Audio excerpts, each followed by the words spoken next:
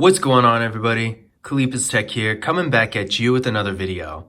In this video, we're going to be doing a comparison between the Samsung Galaxy A13 5G and the Apple iPhone 13. Now you might be thinking, why pit a completely entry-level 5G phone against one of the most expensive phones on the market? And I will say, feature-wise, we pretty much know the iPhone 13 is going to come out on top because after all, this is a $1,000 smartphone versus one that's barely over $200. But the purpose of this video is basically to see what you're really missing out on when you get a phone like the Samsung Galaxy A13 5G instead of a phone like the iPhone 13. Because in reality, depending on your situation and your specific needs, you might be surprised to find out that if you choose a phone like the Samsung Galaxy A13 5G over a phone like the iPhone 13, you might actually not be missing out on a whole lot. Now, before we go any further, I do want to remind you to go ahead and hit that subscribe button. It helps out the channel a lot. But with that being said, let's get into it. So with the Samsung Galaxy A13 5G, we're getting a 6.5-inch 90Hz PLS TFT display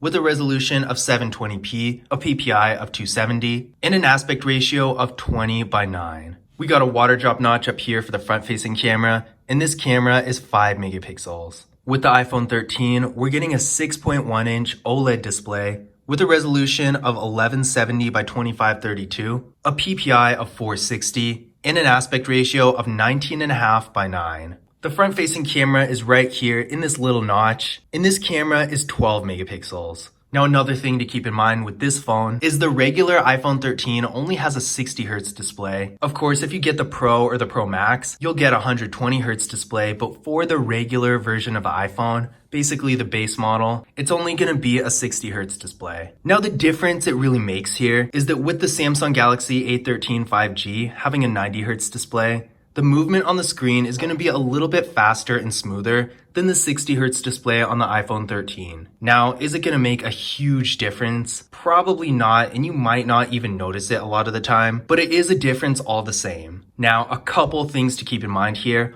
On one hand, the Samsung Galaxy A13 5G is clearly much bigger than the iPhone 13, and it does have a slightly taller form factor as well, and that's going to help out with several types of content consumption, especially reading, because with a taller form factor, you're not going to have to scroll as much to see things. So if you're going to be doing a lot of reading, if you have a Kindle or something like that, then actually the Samsung Galaxy A13 5G might have a bit of an advantage. In addition to this, if you're streaming videos and stuff like that, sure, the iPhone 13 does have a higher quality display with an OLED versus a PLS TFT. That's definitely going to be a difference. And the iPhone 13 has much brighter colors, a higher resolution with a sharper image, and the display itself is just a lot brighter and overall higher quality. But with that being said, of course, with the Samsung Galaxy A13 5G being a lot larger, things might be a little bit easier to see. Now, I myself would personally prefer a better quality image. So for me personally, the iPhone 13, of course, is going to have an advantage. But if you'd rather have a bigger image and have things show up larger, then the Samsung Galaxy A13 5G with a larger display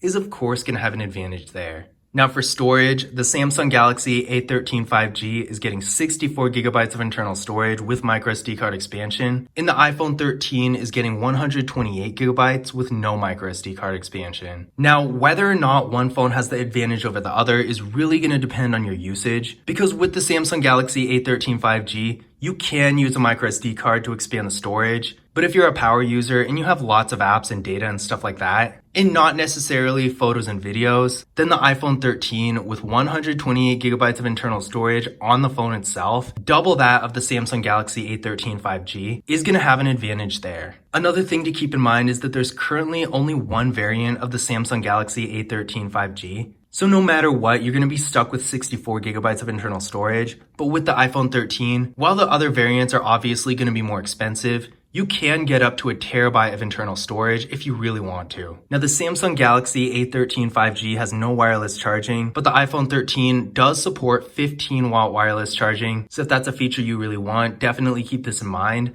To me personally, wireless charging is one of those features you don't think you'd really use, but then when you get it, you'll probably find out that you use it a lot more than you ever expected. But at the same time, if you don't have it, you're really not missing out on a whole lot. Sure, it's more convenient if you have a car charger or something like that, or maybe say your charging port breaks. With wireless charging in that situation, you can still use the phone. But honestly, it's not really a game changer at all, so I definitely wouldn't base a decision between two phones, especially with such a huge price difference. Because even if you really want that feature, there's several relatively inexpensive phones out there that have it. It's just not as common with budget phones, whereas pretty much every flagship phone like the iPhone 13 is gonna have it. Now for security features, the Samsung Galaxy A13 5G does have Face Unlock and a fingerprint scanner right here on the power key. The iPhone 13 on the other hand has no fingerprint scanner, but it does have Face Unlock. So it's really too bad the iPhone 13 doesn't have a fingerprint scanner. Being that it's a complete top-of-the-line flagship phone, you would think it would have all the security features cheaper phones have, but unfortunately that's not the case.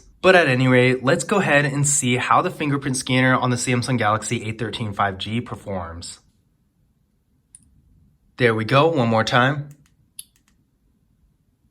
And there we go. As you can see, it's real fast and responsive. No issues here. And just so you can see the difference as far as convenience goes, I'm going to demonstrate the Face Unlock on the iPhone 13.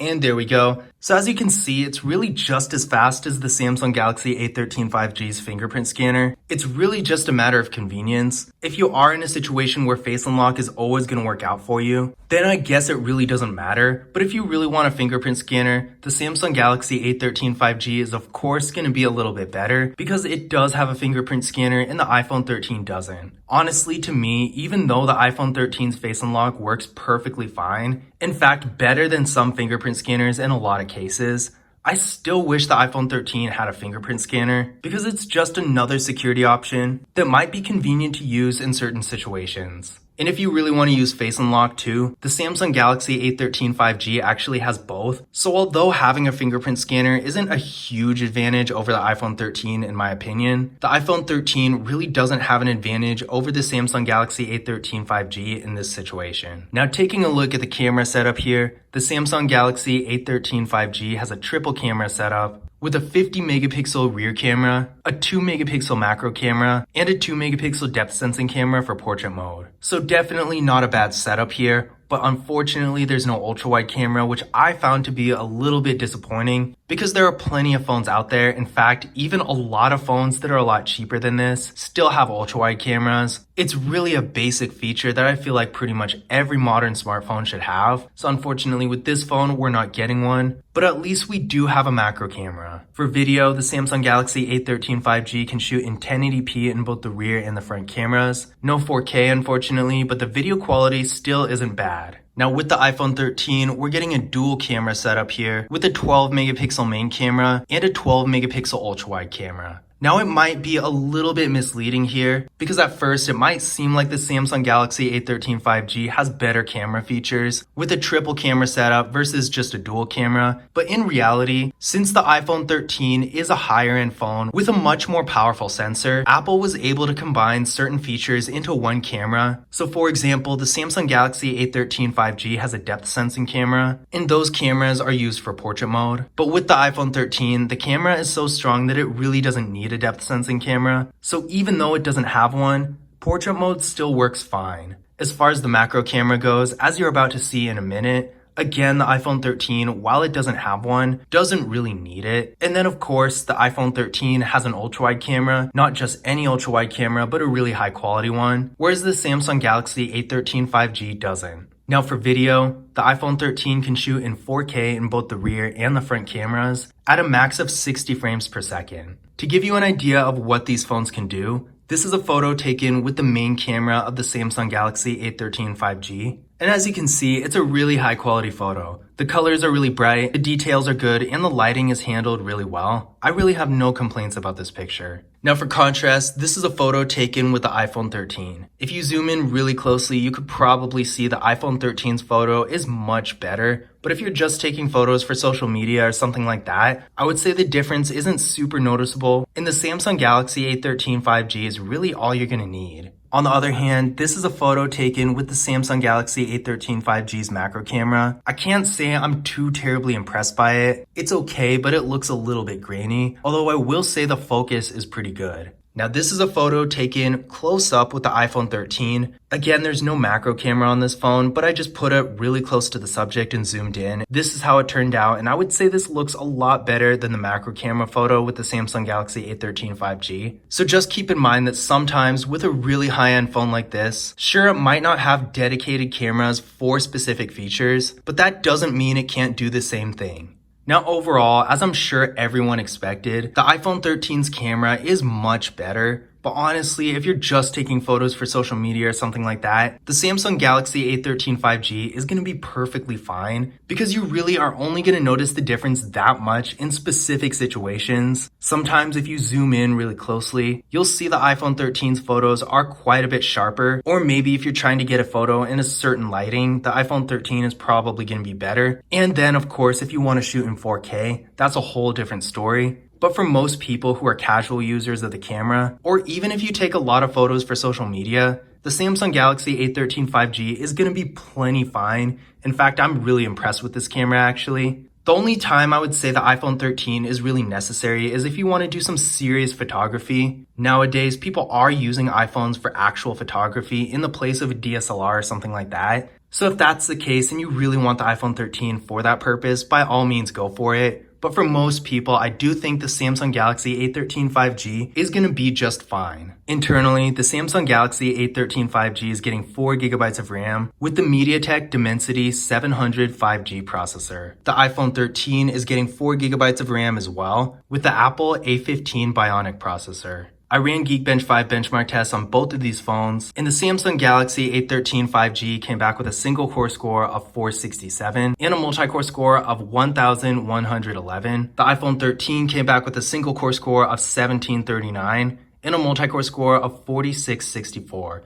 So clearly the iPhone 13 is going to be much faster than the Samsung Galaxy A13 5G. But keep in mind, this is pretty much the fastest phone on the market. In fact, the only phone I know of that actually has more processing power than this is the iPhone 13 Pro Max. So basically the only thing you're going to get that can beat an iPhone 13 in processing power is another iPhone 13. So this difference definitely doesn't mean the Samsung Galaxy A13 5G is slow by any means. If you're just doing normal activities like browsing the web, going on social media, streaming videos, that sort of thing, the Samsung Galaxy A13 5G is actually going to be perfectly fine for that. Even if you want to do a little bit of mobile gaming here and there, you should be able to do it without too much trouble. But on the other hand, if you're going to be doing really high-end activities, like more high-performance mobile gaming or video editing with larger files, the iPhone 13 is of course going to have a huge advantage because it's much more powerful. And if you're going to be on your phone a lot, you are going to notice a difference too, because of course a phone with this much more processing power is going to be just a lot faster. Now for the battery, the Samsung Galaxy A13 5G has a 5000 mAh battery that supports 15 watt fast charging. The iPhone 13 on the other hand has a 3240 mAh battery that supports 20 watt fast charging. So obviously the Samsung Galaxy A13 5G is going to have much better battery life here. And not only that, but more longevity as well, because as the battery degrades, a larger battery is of course not going to wear out nearly as fast as a smaller battery. But on the other hand, technically, I guess the iPhone 13 does have stronger fast charging. So if your priority is to charge up your phone really fast, then I guess the iPhone 13 will have an advantage here, but I don't really think fast charging makes a huge difference for the average person. So overall, even though the iPhone 13 has wireless charging and the Samsung Galaxy A13 5G doesn't, I would say that in terms of battery, if battery life and longevity is your priority, the Samsung Galaxy A13 5G is going to have a clear advantage here. Another thing to note is that both these phones do have NFC, so if you like using contactless mobile payment services, either of them will work out fine. Now, depending on the type of payment service you use, I'm actually not sure if they can use each other's systems. Like for example, I don't know if the iPhone 13 can use Google Pay. I've never tried it. In fact, I've never even thought of that until just now. It might be able to. I don't think it can. In fact, I'm pretty sure it can't. And on the other hand, I know for an absolute fact the Samsung Galaxy A13 5G, or any Android for that matter, can't use Apple Pay. So if you have a specific payment system you're using and you don't want to switch, then keep this in mind. Because obviously in this situation, if you have Apple Pay, you're going to want to use an iPhone. And if you have Google Pay and don't want to switch, you're going to have to use an Android. But either way, if you just want some sort of contactless mobile payment system, again, both these phones have NFC, so with either of them, you'll at least be able to use something. So in conclusion, which of these phones is going to provide more value? This is really going to depend on your priority and situation. Although for the most part, the Apple iPhone 13 being a flagship phone as opposed to an entry-level phone is going to have most of the advantages, but surprisingly, there are several actual clear advantages the Samsung Galaxy A13 5G has over the iPhone 13. The most important one, in my opinion, is the battery. With a 5,000 milliamp hour battery versus a 3,240 milliamp hour battery, there's a clear difference here. The Samsung Galaxy A13 5G is going to have much more life. And not only that, but as the battery starts to wear out, which all of them do, the Samsung Galaxy A13 5G is going to last longer, allowing you to keep it for a longer period of time without replacing it. The other advantage the Samsung Galaxy A13 5G has is the size of the display. Now, sure, the iPhone 13 has a much better quality display,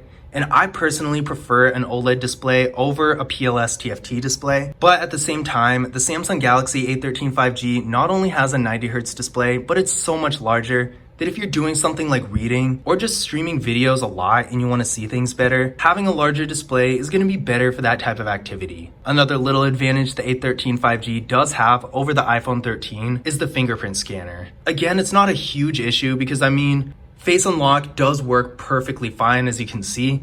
It's just as fast as a fingerprint scanner, so honestly the difference is not huge. But at the same time, I still feel like there's no reason for the iPhone 13 not to have a fingerprint scanner, and that's been a disappointment to me ever since Apple got rid of it. And it's a feature the A13 5G has that the iPhone doesn't, so it's an advantage all the same.